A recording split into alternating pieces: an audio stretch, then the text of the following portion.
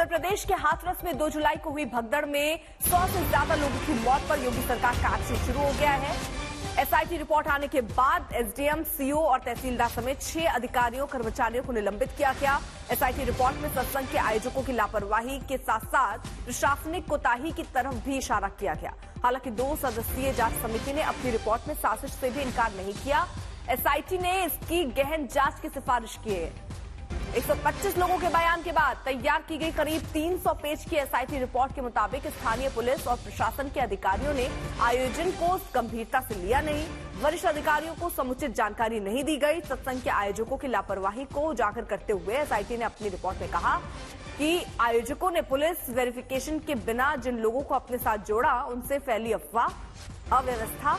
Report में कहा गया कि भगदड़ के लिए कार्यक्रम आयोजक, तहसील स्तरीय पुलिस और प्रशासन दोषी है। स्थानीय एसडीएम, सीओ, तहसीलदार, इंस्पेक्टर, चौकी इंचार्ज द्वारा अपने दायित्व का निर्वहन करने में लापरवाही के जिम्मेदार है। रिपोर्ट के मुताबिक आयोजकों ने तथ्यों को छिपाकर कार्यक्रम के आयोजन की अनुमति ली। अनुमति के लिए लागू शर्तों का अनुपालन नहीं किया गया। आयोजकों द्वारा अप्रत्याशित भीड़ को आमंत्रित कर पर्याप्त और सुचारू व्यवस्था नहीं हुई। न ही कार्यक्रम के लिए स्थानीय प्रशासन द्वारा दी गई अनुमति की शर्तों का पालन हुआ। संतोष शर्मा हमारे साथ, हमारे सहयोगी इस वक्त जुड़ चुके हैं। संतोष, जैसे एसआईटी की ये रिपोर्ट सामने आई, तुरंत कार्रवाई भी करते हुए नजर आ रहे हैं, यानी जिनके जिनके जिक्र इसमें थे जिम्मेदार के तौर पर, उन सब पर कार्रवाई हुई है।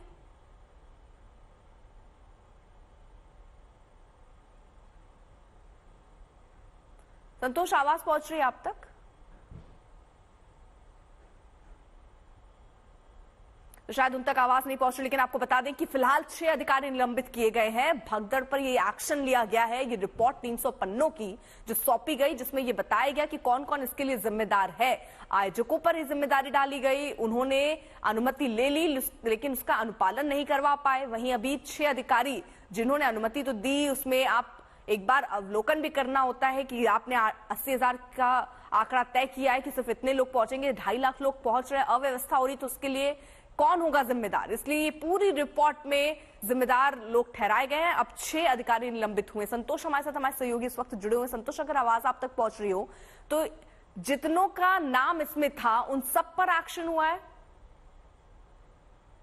देखिए, इस पूरे मामले में जो एसआईटी ने अपनी रिपोर्ट दी है उसमें एसडीएम सिकंदरा राव, सीओ सिकंदरा राव, यानी जिन लोगों ने परमिशन दी थी इस पूरे कार्यक्रम की, उनके साथ साथ जो लोकल के एसएचओ थे सिकंदरा राव, चौकी इंचार्ज समेत 6 लोग सस्पेंड किए गए हैं।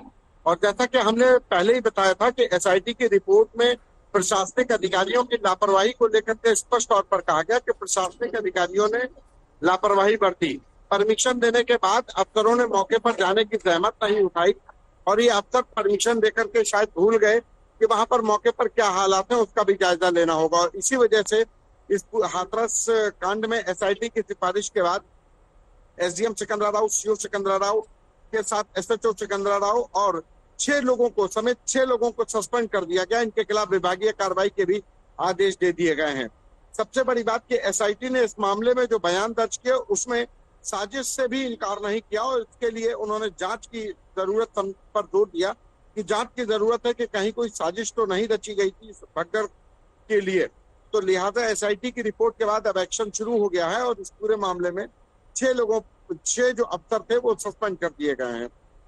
जी ठीक है, हमारे साथ सुशांत मेहरा भी हमारे सहयोगी इस वक्त जुड़ चुके हैं मैनपुरी से। सुशांत, आप जहां पर हैं, क्योंकि बार बार अब तलाश इस बात की कि बाबा कहाँ है, खबरें आ रही है कि वो अंडरग्राउंड भी हो गए, कोई जानकारी मिल पाई? क्योंकि सवाल ये भी उठ रहे हैं कि आयोजन बाबा का ही था, बाबा के ही आयोजकों ने उनके ही कार्यक्रम के लिए ये तमाम इंतजाम किए थे जो नाकाफी साबित हुए और इतनी मौतें हुई, तो ऐसे में बाबा जिम्मेदार क्यों नहीं है?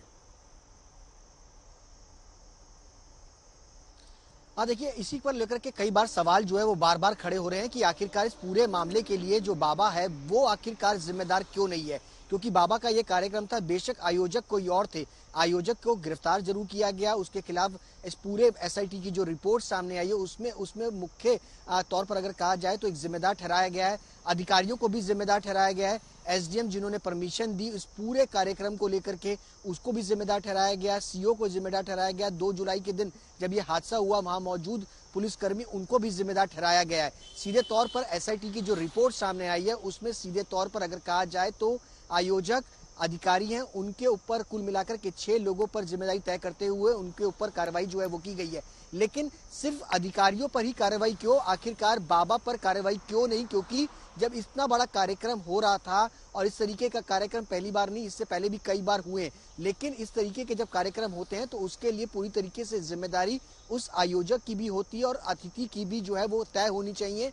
फिलहाल पुलिस ने इस पूरे मामले पर अभी बाबा के ऊपर किसी प्रकार का कोई एफआईआर जो है वो दर्ज नहीं की गई है, लेकिन एसआईटी की रिपोर्ट आने के बाद जिस तरीके से कार्रवाई अब शुरू हुई है सरकार की तरफ से, वो कहीं ना कहीं देखने को मिलेगा कि आने वाले दिनों में ये जांच जो है वो और आगे कितनी ज्यादा बढ़ती है, किस तरीके से आगे इसमें और कितने लोगों की ये ऊपर आरोप जो है वो तय होते हैं, उनके ऊपर कार्रवाई की जाती है। अर्पिता, फिलहाल जो ये एसआईटी की रिपोर्ट आई सुशांत, जिसमें साजिश के जिक्र भी है, जैसे अभी संतोष भी बता रहे थे, वो आखिरकार कहां से जुड़ते हुए दिख रहे हैं और क्या ऐसा एसआईटी को मिला वहां लोगों से बात करते हुए, और किस तरीके की साजिश रही होगी जिसकी आशंका एसआईटी अपनी रिपोर्ट में जता रही है और जांच तक की बात कर रही है? देखिए अर्पिता, मैं सबसे पहले बता दूं, जो एसआईटी की टीम ने जांच करी और लगभग 119 लोगों के साथ उन्होंने पूछताछ करी और उनके बयान दर्ज करे। इसमें 2 जुलाई के दिन वहां जो मौजूद पुलिसकर्मी थे उनके, एसडीएम, सीओ, डीएम और उसके अलावा तमाम अधिकारियों के, और उस घटनाक्रम में जो लोग जिनकी मौत हुई उनके परिजनों के, और जो दुर्घटना में घायल हुए उनके परिजनों से भी बातचीत करी। सीधे तौर पर जब लापरवाही सामने आती है कि जब इस तरीके का कार्यक्रम का आयोजन किया जाता है और परमिशन जब दी जाती है, उसके बाद लोकल प्रशासन की भी जिम्मेदारी होती है कि वहां जाकर के देखे कि किस तरीके के अरेंजमेंट्स हैं, क्योंकि बताया ये जा रहा था कि 80,000 के आसपास लोगों की परमिशन थी, लेकिन वहां कई लाख जो है वो लोग पहुंचे। ऐसे में अगर लोग पहुंचते हैं तो जाहिर सी बात है इस पूरे मामले को लेकर के क्या कुछ तैयारियां जो हैं वहां पर लोकल एडमिनिस्ट्रेशन की तरफ से की गई और जो आयोजक है उन्होंने क्या क्या की, लेकिन तैयारियां पूरी नहीं थी। यही वजह थी जिसके कारण इतना बड़ा हादसा हुआ और कई लोगों की जान गई। सीधे तौर पर इसी को ध्यान में रखते हुए जो एसआईटी की टीम है उन्होंने रिपोर्ट में बताया कि आयोजक जो है इस पूरे मामले के अंदर जिम्मेदार जो है वो माने गए हैं। इसके अलावा जिन अधिकारियों ने इस पूरे कार्यक्रम को लेकर के परमिशन दी थी उनको भी जिम्मेदार ठहराया गया है। यानी सीधे तौर पर अगर कहा जाए तो इस पूरे मामले के अंदर जिन भी लोगों पे ऊपर ये जिम्मेदारी थी कि इस आयोजन को सही तरीके से किया जाए, उन्होंने अपने काम जो है वो प्रॉपर तरीके से नहीं किया, लापरवाही करी, जिसके कारण कई लोगों की जान चली गई। इसी को लेके हुए साजिश जो है वो फिलहाल एसआईटी की तरफ से बताया गया है। अब देखना यह है कि आगे जांच किस तरीके से बढ़ती है। जिस तरीके से आरोप लगाए जा रहे थे कि इस तरीके के केमिकल जो उनके वकील हैं बाबा केबल, उनकी तरफ से केमिकल का इस्तेमाल किया, उसकी भी जांच जो है वो फिलहाल अब पुलिस की टीम है, एसआईटी की टीम जो है वो करेगी। ठीक है सुशांत, बहुत बहुत शुक्रिया आपका तमाम जानकारी के लिए। आप नजर बना रखिए, आगे भी आपसे अपडेट लेंगे।